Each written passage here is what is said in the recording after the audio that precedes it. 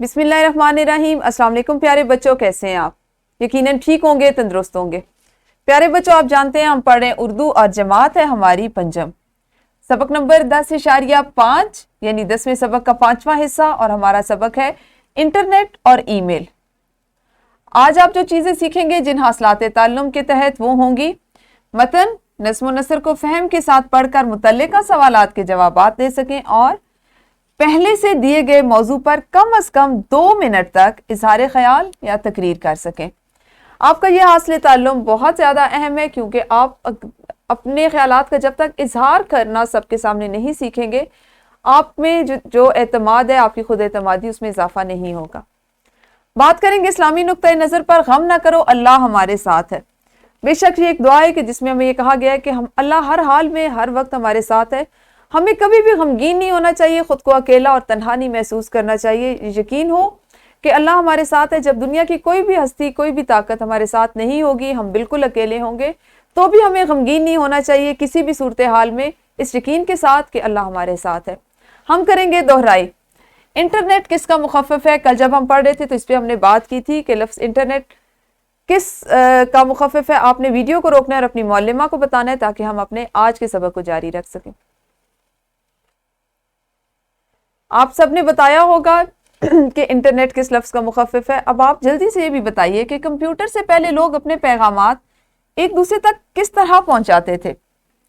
आज से 2 दिन पहले जब हम पढ़ रहे थे तो उस वक्त भी हमने इस पे बात की कि जिस वक्त कंप्यूटर नहीं था, बल्कि पैगामात पहुंचाने का, मौसूल करने का, वसूल करने का कोई ज़रिया नहीं था, तो उस वक्त किस तरह से लोग अपने पैगामात पहुंचाते होंगे। यकीनन आपको याद होगा, वो आपने बताना है। इसके साथ ही साथ कंप्यूटर के चंद हिस्सों के आपने नाम भी बताने।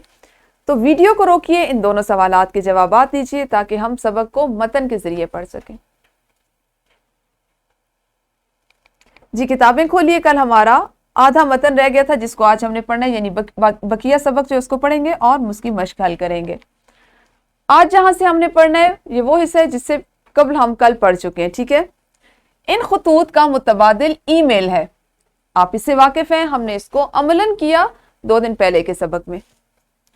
ईमेल लिखने के लिए हम ऐसी वेबसाइट्स खोलते हैं जिनके जरिए हम किसी को खत भेज सकें। याहू, हॉटमेल और जीमेल के जरिए ईमेल की जा सकती है।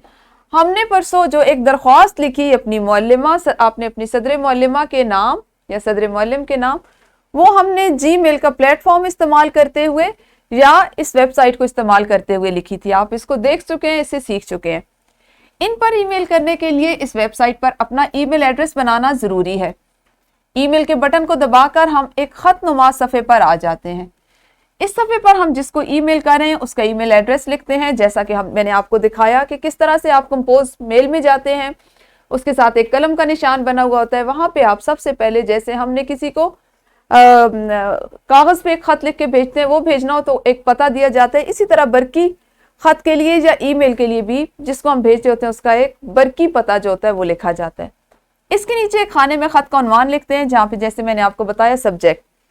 इसके बाद जिसको ईमेल की जाती है उससे ताल्लुक की बुनियाद पर उसे किसी लकब से नवाजते हैं। खत लिखकर नीचे अपना नाम लिखते हैं और सेंड यानी भेजने का बटन दबा देते हैं। यहाँ तक ये चीजें आप सबने अमलन देखी कि हमने किस तरह ईमेल की, मैंने पूरी विंडो आपको दिखाई कि किस तरह से साइट को खोलते हैं। आपके सामने क्या चीज जाहिर होती है, आपके अपने नाम के जो एड्रेस बना हुआ होता है उसके बाद, और उसमें हम कंपोज ईमेल में जब जाते हैं तो कौन सी एक और विंडो या एक और हिस्सा या एक और बॉक्स खुलता है जिसमें हम अपनी ईमेल को लिखते हैं। उसके बाद जब हम उसको सेंड करते हैं या भेजते हैं तो ये बरकी खत फौरी तौर पर दूसरे फरीक को मिल जाता है।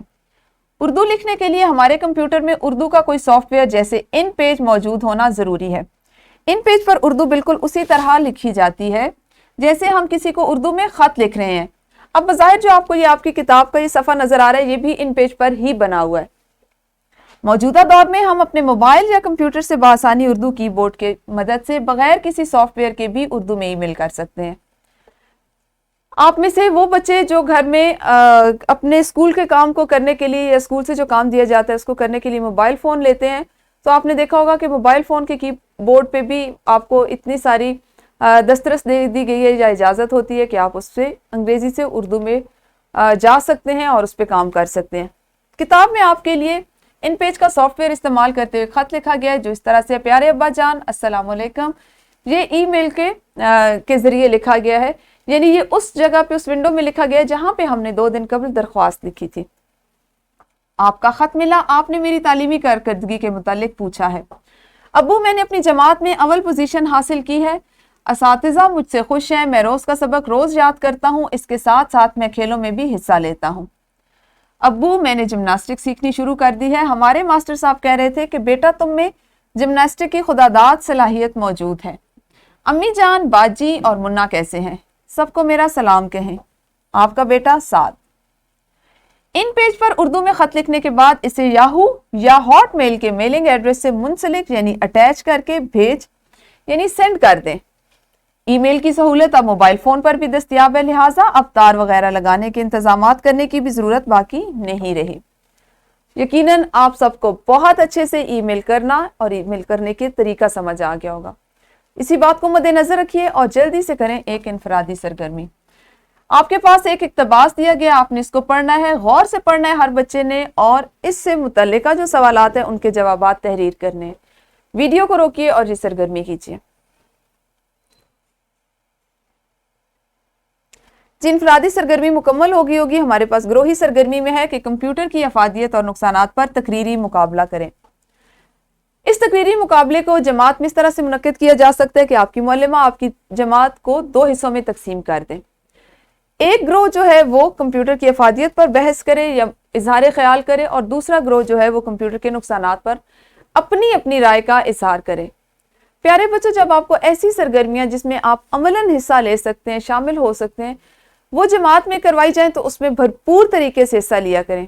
ایسی سرگرمیاں آپ کے اندر پوشیدہ صلاحیتوں کو نکھارتی ہیں، آپ کے اعتماد میں اضافہ کرتی ہیں۔ تو آپ کو اس تقریری مقابلے میں اپنی رائے کا اظہار کرنے کے لیے، آپ جس بھی گروہ میں ہیں اس موضوع کی مناسبت سے اپنی رائے کا اظہار کرنے کے لیے ایک بھرپور موقع دیا جا رہا ہے۔ آپ سب شرکت کریں، سب حصہ لیں اور یہ سرگرمی کریں۔ جی، گروہی سرگرمی تو آپ کی مکمل ہوگی۔ مشق میں ہمارا ہے جو آپ نے زبانی جواب دینے کے 2 حصے رہ گئے تھے، ان سوالات کے کہ ساتھ نے خط میں کیا لکھا اور ای میل کرنے کے لیے کون سی ویب سائٹس استعمال کی جاتی ہیں۔ اس کے بعد تھا درست جواب کا آپ نے انتخاب کرنا ہے، اس کے جزو نمبر 4 سے 8 تک ہمارے آج کے سبق میں شامل ہیں، تو آپ اس کو اپنی کتابوں پر مکمل کریں۔ کل آپ نے محاورات کا جملوں میں استعمال سیکھا، آج آپ کے پاس مشق کا سوال ہے، مندرجہ ذیل الفاظ کو جملوں میں استعمال کریں۔ الفاظ میں ہے ای میل، خط، انٹرنیٹ، نیٹ ورک اور ٹیلی فون۔ پھر آپ کے لیے ایک ورک شیٹ بنائی گئی۔ ورک شیٹ وہی ہے کہ کمپیوٹر کی افادیت اور نقصانات کے موضوع پر تحریر کرے۔ وہ بچے جنہوں نے جماعت میں آج تقریر کی ہے ان کو بہت سے نکات یاد ہوں گے، وہ ان کو موضوع بناتے ہوئے، ان کو دوبارہ ذہن میں لاتے ہوئے، دہراتے ہوئے یہ لکھ سکتے ہیں، تحریر کر سکتے ہیں۔ مزید اگر آپ کو کچھ مدد چاہیے تو آپ والدین سے اس سلسلے میں رہنمائی لے سکتے ہیں، ان کی مدد لے سکتے ہیں، اور آپ نے اس ورک شیٹ کو گھر سے کر کے لانا ہے۔ گھر کے کام میں آپ نے اردو ای میل کیسے کرتے ہیں، آپ میرے ساتھ جماعت میں سیکھ چکے ہیں کہ ہم اردو ای میل کیسے کرتے ہیں۔ اس کے تمام مراحل آپ نے تحریر کرنے ہیں جو کہ ہم نے پہلے سیکھے، عملاً ان پہ کام کیا اور اب ہم نے اپنے سبق میں بھی پڑھ لیا۔ آپ کو ذہن میں ہوں گے یہ، آپ نے اسی مناسبت سے ان کو اسی ترتیب سے تحریر کرنا ہے۔ ای میل خط سے بہتر پیغام رسانی کا ذریعہ ہے، آپ جانتے ہیں، آپ نے اس کو ثابت کرنا ہے کہ کون کون سی وجوہات ہیں جس وجہ سے ہم یہ کہتے ہیں یا ہم یہ سمجھتے ہیں کہ ای میل جو ہے وہ خط سے بہتر پیغام رسانی کا ذریعہ۔ یہ تھا ہمارا آج کا کام۔ ہمارا 10واں سبق درسی کتاب کا انٹرنیٹ اور ای میل آج ختم ہوا۔ کل ہم اپنے 11ویں سبق کے ساتھ ملیں گے، اس وقت تک اپنا خیال رکھیے۔ اللہ حافظ، شکریہ۔